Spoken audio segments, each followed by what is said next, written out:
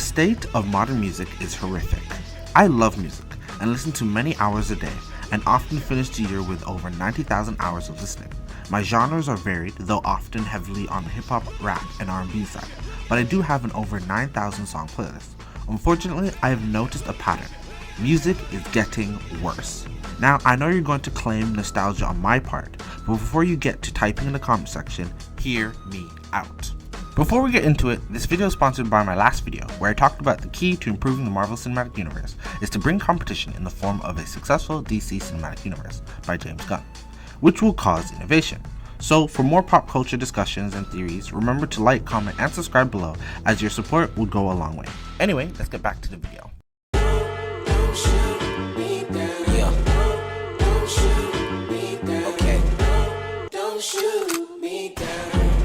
Sampling is when a section of audio is taken from another source, which is usually another song, and reworked into a new track. It was invented in the 1940s, but has really taken off as technology has improved, especially in the hip-hop and rap genres. An example of lazy sampling is from DJ Khaled, and he easily does it the worst. Just listen to this.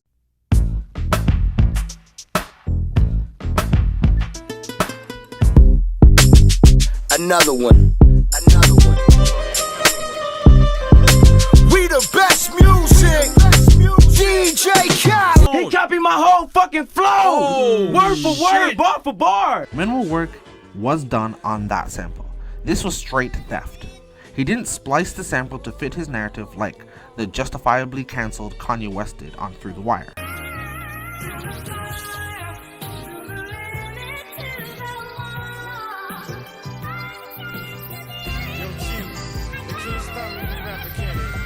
Kenny hot. I spit it through the wire, man. He just took the beat and got Rihanna and Bryson Tiller to sing over it.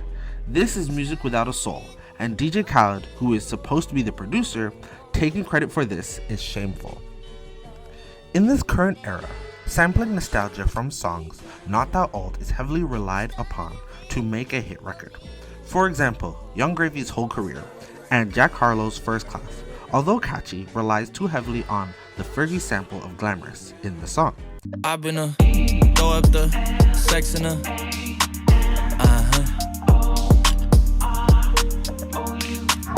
I can put you in. He even gives up on his smart wordplay halfway through the chorus. This really set the tone of his negatively received sophomore album, as it really lacks substance, something that is continuing into songs themselves.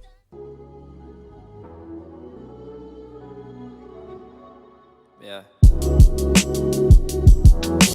Now, to expand upon songs lacking substance, TikTok is a huge influence upon this. Many times songs are created with only a specific section, usually the hook, that just sounds amazing or catchy, and then the rest of the music is bad or extremely generic.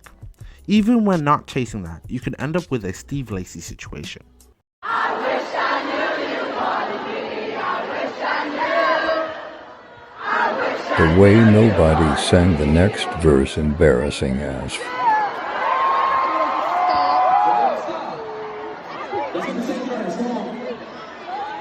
The fans only knew the section of the song that went viral on TikTok. Songs like Tootsie Slide by Drake. Yeah, Drake. Drake was a great artist trying to take advantage of dance crazes that took over TikTok. The beat isn't horrible in any sense, but the obvious dance step tutorial is jarring. Right foot up, left foot slide, left foot up, right foot slide. The song is named after Atlanta dancer Tootsie, and when talking to GQ, he stated how the song was made with Drake. He says, "Drake had a record idea and needed me to come up with a dance to it.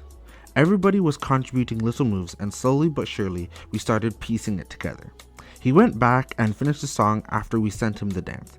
Then he called me and he was like, 'Yo, everybody's in love with the dance. Everybody's been doing it. We're all calling it the Tootsie Slide right now. It's sticking and we might just call the song that.' Later on, he let me know he was officially going to name the song Tootsie Slide. I was in shock. I couldn't even believe it.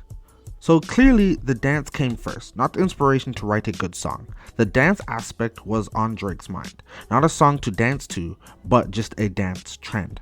And the record's quality and longevity suffers for it. Another excellent example of chasing TikTok virality for making music is our supposed mother, Meghan Trainor, in her newest and annoyingly catchy song, Mother. Appropriating the term mother from black queer performers from the ballroom scene and then sliding into the often sampled by the Chordettes.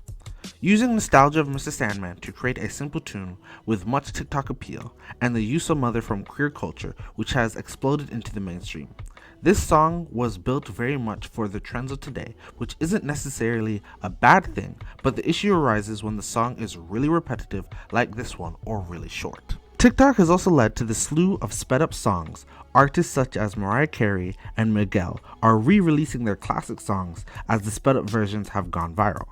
Now, sometimes admittedly they sound good. Hey, that's pretty good.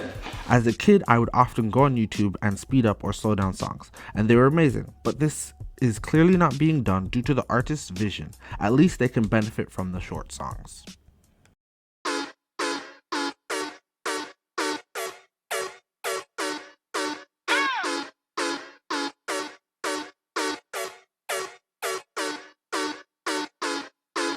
One of my favorite new artists at time of recording is PinkPantheress. She makes short songs that are easy to vibe to, but my biggest gripe with her, other than how often Boy of the Liars played on TikTok, is the length of her music. It's way too short. After the surprise success of Lil Nas X's Old Town Road, a trend of shorter songs is definitely starting to emerge, and this is all down to how artists are paid on streaming compared to back in the day. Before, artists were paid per sales of the album of about $15 or single of 99 cents. It was a one-time payment. Now, Spotify pays roughly a third of a cent per stream, which means it pays more the more someone streams the song. So if the song is unsatisfyingly short, they will repeatedly stream it, like the original Old Town Road and any PinkPantheress song. Seriously, she needs to sort it out. 2.5 minutes needs to be the minimum.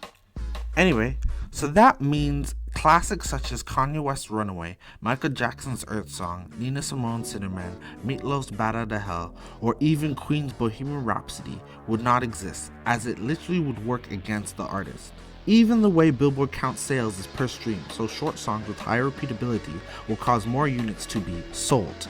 Sales being tracked like this has also led to longer albums, as artists try to get themselves on as many algorithm-based playlists as possible.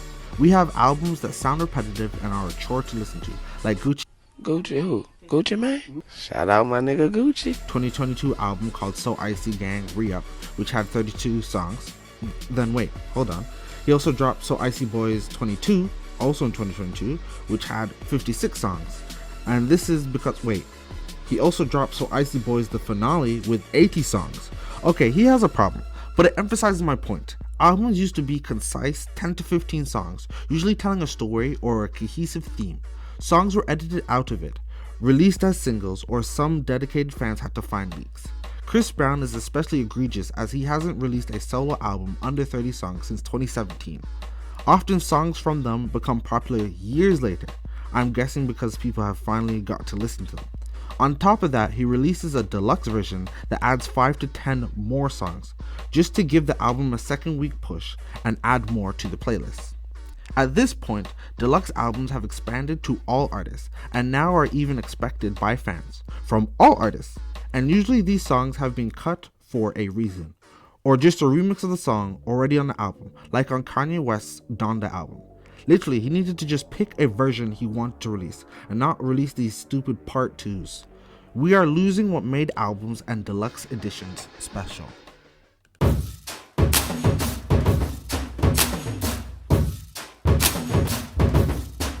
Now we have to talk about covers.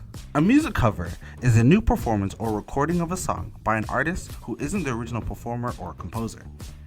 This has been happening for decades, with many of the best artists having their biggest hits from the covers, and doing a cover justice could make it even bigger than original, such as the Jimi Hendrix version of All Along the Watchtower, a cover of Bob Dylan's song of the same name. Jimmy's iconic cover isn't just his most notable song, but also the song most associated with him. Too many covers though are a perversion of the original. Recently, Logic, the often cringeworthy rapper, dropped a cover to Ice Cube's 1993 hip-hop classic, Today was a good day. and Just waking up in the morning, gotta thank God. I don't know, but today seems kinda odd. No barking from the dog, no smalls. And mama cooked a breakfast with no heart. it wasn't great. For context, I love Logic. I think he is a talented, overhated MC who can use various styles of rapping to convey a story, a vibe, or a message. Even in this cover, vocally there is nothing wrong, but a major issue is that he isn't fully committed to the song. In the Ice Cube version, he generally sounds surprised at it being a good day, and that juxtaposition with the beat and lyrics makes it so good. Saw the police and they rolled right past me. No flexing, didn't even look in a brother's direction as I ran the intersection. Logic doesn't play into that subtlety, causing it to feel too floaty and not grounded.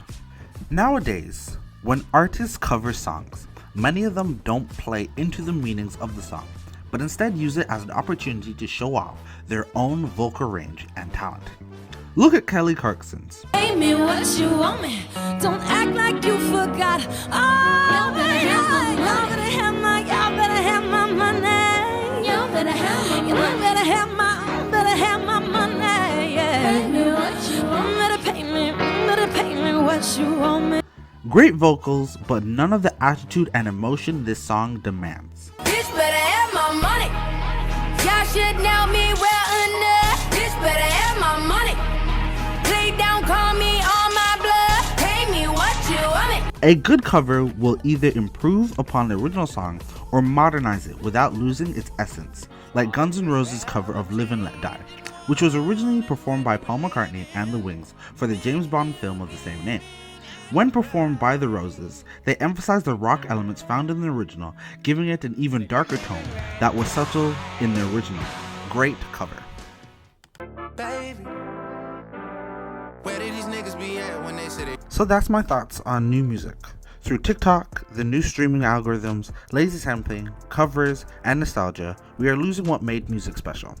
We are preventing classics from coming out as everything is being optimized, not for artistry or the audience, but for short clips that will get quick, easy streams. The heart of popular music that made it special is getting homogenized, but hopefully that changes soon. Do you agree with me? Or if you have your own opinions, put it down in the comment section below, and let's have a discussion. And remember to like, subscribe, and comment. Thank you for making it to the end. Bye. By the way, go tell Rihanna to drop the album. We are tired of these delays. It has been 7 years. I've been listening to Auntie for too long. I need more. Desperado.